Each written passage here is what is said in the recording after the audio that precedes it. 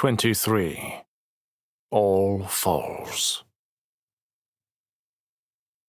Terran's gut roiled. I must protect Emilia. I must honor the Order. The vows sat on a knife's edge, and the constant balance wore at him. He rubbed at his temples and stared into the low flames within the hearth. Solace dropped his voice. His usual soothing tenor took on a gravelly tone.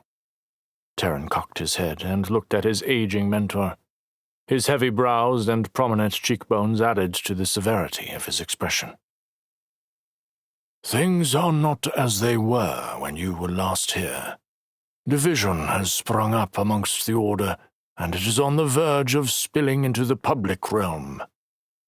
What of the Reaches, the downed communications? There are things bigger than politics going on in the world, Terran challenged. Solace nodded and ran his fingers along his jawline. Elevated Darius had me watching for anomalies coming from the Reaches because he is concerned. In the last week it's been silent, but for your message to this brick wall. Your reports of stirrings and discord throughout the Mercurial are most disturbing. It suggests a purposeful and organized effort to keep the Order in the dark. Emilia's suspicions of purposeful negligence whispered at him. If they know, why haven't they taken action? As I said, the Order has been kept occupied trying to keep the peace here in the capital. However pressing, there have been larger concerns demanding their attention. Terran assumed the trouble was radiating from the Reaches and rippling inward. The fact it could be the opposite took a moment to absorb. It's that serious? Rumors are circulating, accusing the Conclave of willfully misinterpreting the oaths, of using the letter of the law as a means to control overseers and ignore the true will of the sky. Rather hard to divine the will of the sky, seeing as she's never spoken, Terran said bluntly. Solace raised an eyebrow. The personhood of the sky aside, the argument has struck a chord. Disagreements and debates are breaking out. This is capital politics, Terran shrugged. They argue to keep themselves busy. How is this keeping the Order from doing their job and protecting the Mercurial? Because overseers are claiming to have been forcibly stripped of their gift by the Order. What? A flash of heat dropped through him at the statement. Without a tribunal? So they claim. The elders issued a statement 2 days ago refuting the allegations and suggesting the overseers have instead failed to uphold their assurances, and the sky herself has stripped them. As you can imagine, tensions are high. Terran's mouth turned sour. There were only 3 ways an overseer could lose their gift. The first was, if they broke their primary oath or failed to uphold one of the assurances, the sky would withdraw her power. No ritual was needed. The mysteries of the sky may be beyond his understanding, but he trusted the power pulsing through his veins and the guiding pull he felt from his vows. Remaining within those bounds was intuitive, and straying beyond them was always a choice. The second was for an overseer to do as Nox had done. He had officially relinquished his vows, and the sky accepted by reclaiming her power. Again, it was a purposeful and deliberate act. The third way Solace alluded to was only used in the most extreme cases. Terran had heard of one example in the last 100 years, an overseer acting within his oaths but outside the interest of the Mercurial. A traitor. A tribunal was held and his bondkeeper was called in. Every overseer, upon taking their oaths, chose a bondkeeper, a fellow overseer who was sworn into the primary vow. If they were ever found to be in breach, the bondkeeper could operate as a proxy and lay down the oath for the other. He and Nox had been each other's. It was a role of supreme trust. He unclenched his hands and brought his shocked senses back under his control. Either the Order was lying, or overseers were betraying their closest bonds. For what? Solace took a long, deep breath. Overseers from both sides of this divide have been disavowed. The Order is waging a secret war within itself. Now here you are with reports of unrest in the east. He paused and leaned forward, eyes flashing. There is something larger at play here. For some, the silence from the Reaches is being played off as a passive bid for independence. Independence? People are dying, and clusters are virtually under siege by these creatures. They're desperate for the Order to send help. Which is what you are going to ask the Elders for? Yes. Solace pursed his lips and stared into the fire before them. You don't think I should? Terran asked, reading his patrum's expression. Actually, I do. Although I wish we knew more before sending you in like a club into a beehive. Terran gave a dry chuckle. I've always been a rather effective club. Solace lifted his eyes, and a hint of a smile returned to his features. You are that. I wish we could be more subtle, but there is no room for it, not when overseers are giving up their strength for power. Terran looked at his patrum, dumbfounded. You don't think they've been betrayed? You think they are betraying their vows? Solace raised a bushy grey eyebrow. It's possible both are happening, but I believe some have betrayed their oaths and are claiming them stolen to obscure their position. His mouth pinched. And some have gotten in the way of the ambitious, and truly have had their strength stolen. Overseer against overseer, Terran breathed. To what end? Nox laying down his strength was the source of some bitter debates. Many of the Elders had hoped he would one day join their ranks. It has called into question the validity of the new Book of Oaths and the extended assurances that are being demanded. As it should. Did you know Emilia was pregnant before he relinquished his oaths? If the Sky took issue, wouldn't Nox's power have been taken from him regardless? I argued as much to the Elders, said Solace. But a powerful few convinced the others that a single case could not be taken as evidence over the concrete text of the Book of Oaths. Elevated Darius insisted that more rigid assurances would better protect the Mercurial. Unfortunately, this stance has fanned to life a flame of mistrust. Elevated Darius should have left well enough alone. Terran sniffed and moved to take a drink from his glass when a thought froze his hand. He slowly returned the cup to the side table next to his seat. Why didn't you warn us of this before Nox disavowed himself? Solace's throat bobbed with obvious emotion, and Terran waited as he found his voice.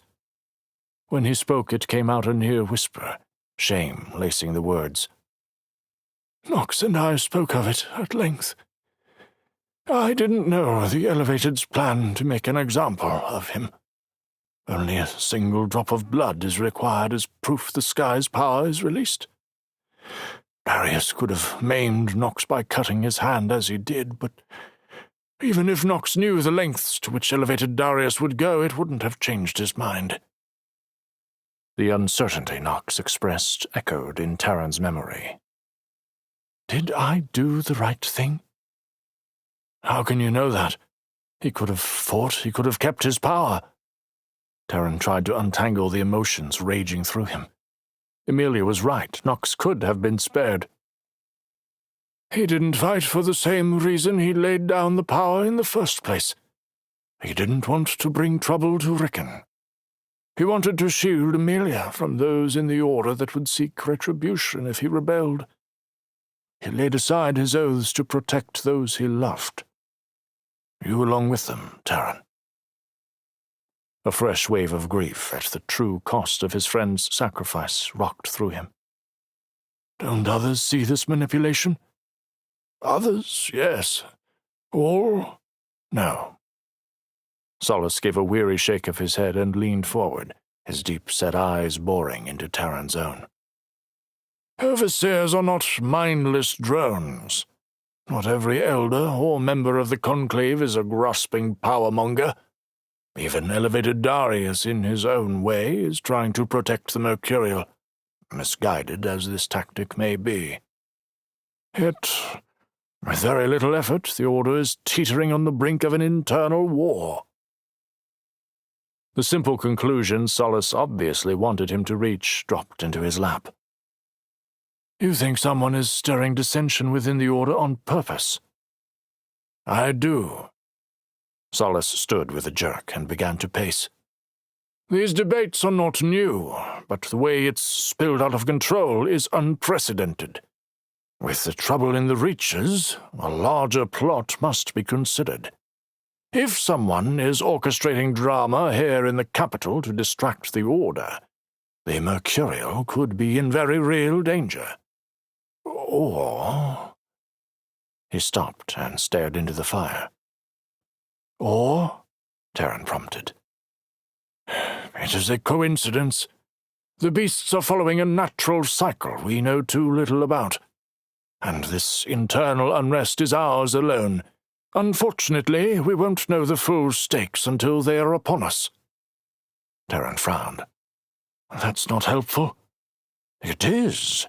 It prompts us to act with caution and to speak with even more care. Time will reveal all. But hopefully now you see how dangerous it would be for Emilia, who has no knowledge of the machinations around her, to speak out. She would be at the mercy of forces that don't care for truth or justice, but only their own ends. Terran dipped his head. In light of everything, he agreed, but couldn't get the knot in his chest to untangle. I promised I would help her. More than ever, Nox deserves a place in the Hall of the Fallen. Solace sucked at his teeth. Did you not hear anything I just said? Such a request would be flour on a flame right now. Foolish, he spat. Oaths are the greatest power on earth, and you've bandied them about to spare a girl grief. Discomfort crawled up Terran's spine at the chastisement, working its way into his jaw as tension. I'm doing the best I can. I can't ask her to forget this, yet that is exactly what you need to do. Do you think Nox revealed to Emilia the cost of his relinquishment? Do you think he told her every time he had to withhold information for her protection? Terran frowned. Nox hadn't even shared the full truth with Emilia of how he'd been disavowed. No, he didn't.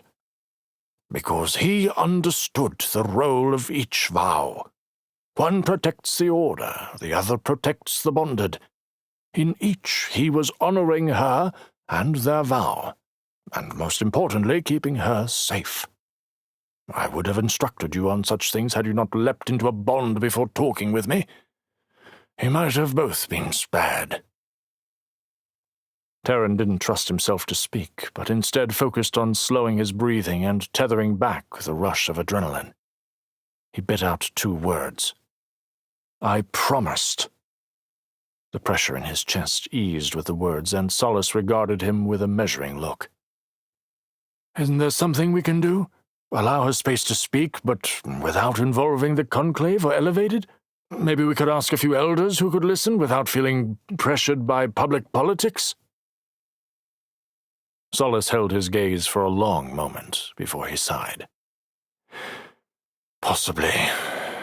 There are a couple who come to mind who may be reasonable enough to see the situation as it is, and give her the space to speak her piece in private. The knot in his stomach lessened, both vows satisfied. She would be safe, and the Order not thrown into further chaos. Solace gave him a knowing look. Better? Yes, Patron. Good, the older man said, pushing himself up to stand. Now, let's get some rest. Terran lay in the dark of his room, replaying the conversation with Solace when a soft knock sounded on his door. Terran? Emilia's voice whispered. Come in, he called, rolling over to flip on the lamp next to his bed. Emilia pushed the door open and closed it softly behind her. "Did I wake you?" "No," he admitted. "My mind won't quiet." She padded over to him and sat on the end of the bed. Dressed in a light top and cropped pants, braided hair pulled over her shoulder, everything about her looked casual except the tension in her posture. He pushed himself up, suddenly aware of his bare chest and thin blanket covering him. He cleared his throat. "What's bothering you?" She gave him a tired smile. "Same thing, I suppose. I can't stop thinking." She pulled herself further onto the bed and sat cross-legged, folding the extra length of blanket atop her knees. There was no reason for her sitting on his bed to discomfort him as it did, except for the rise of heat pushing through him. His stomach churned at his body's instinctive response to her presence. Knox's full sacrifice burned fresh guilt through him. "We're talking. Nothing more." "What did you discuss with Solace?" she asked. A few stray curls escaped her braid and framed her face. What could he say? After all that had been given up to keep her safe, he owed his friend at least this secret. "The Hall of the Fallen? Knox?" She visibly flinched and tried to cover the motion with a stiff smile. He hated seeing how a name that had always brought her joy now caused so much pain. She fiddled with the blanket on her lap, not looking up. "Solace is going to gather several elders for you to talk to tomorrow." "Where are we meeting?" she asked, lifting her dark eyes to meet his gaze.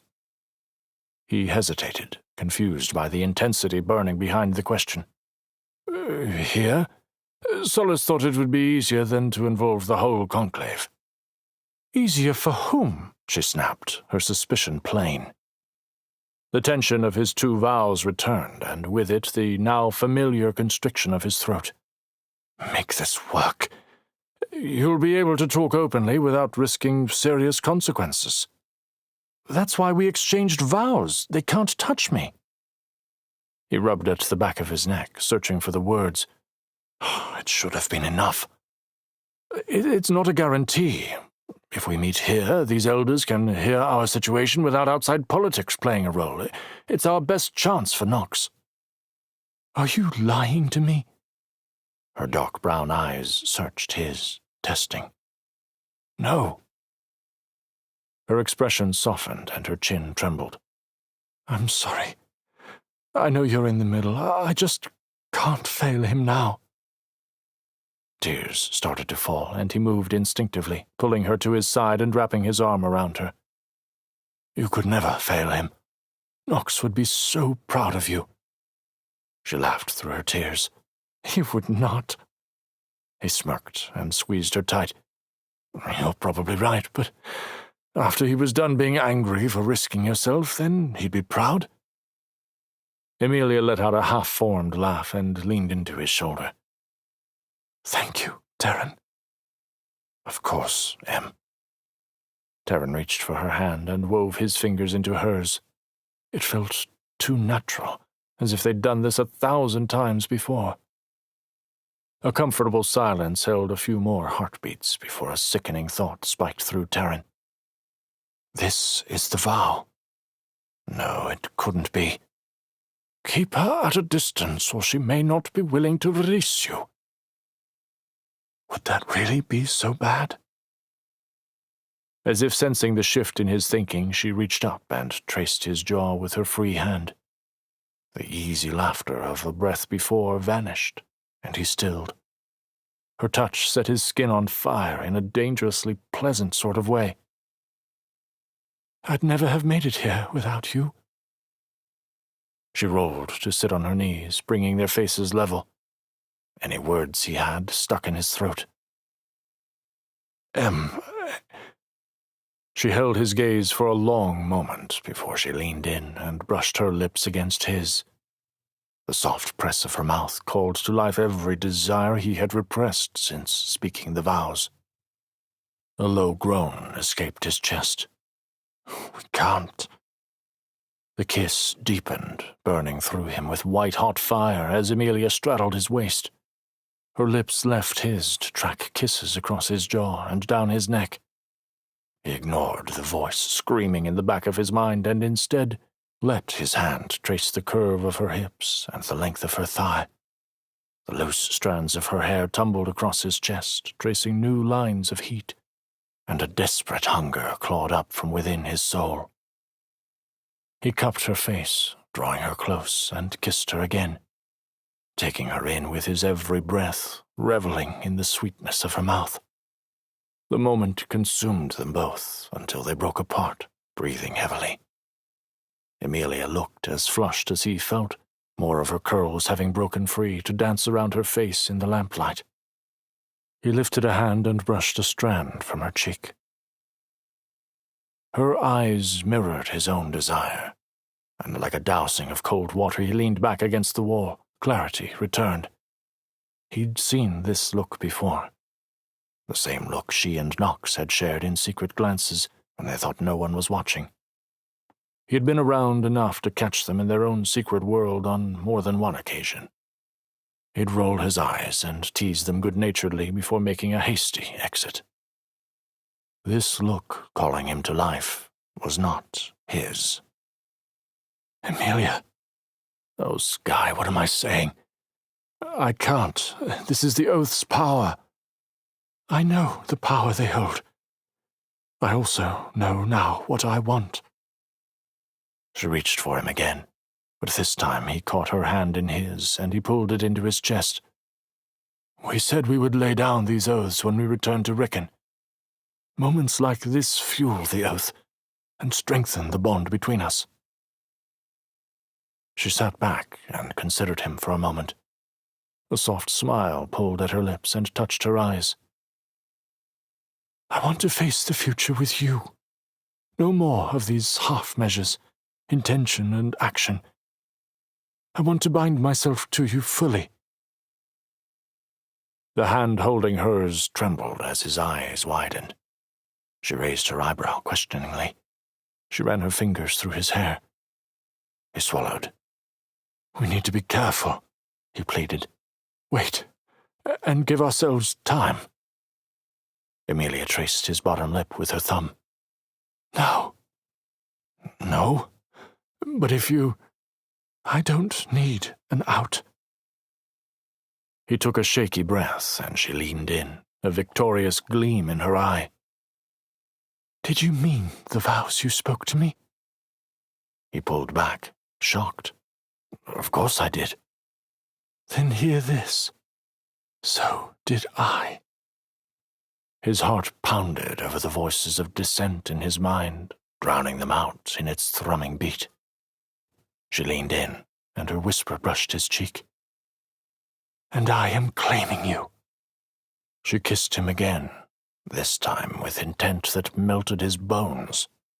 The last thread of self-restraint snapped, and he gave himself over to her fully. Her every touch lit another fire within him, until he was fully engulfed in her.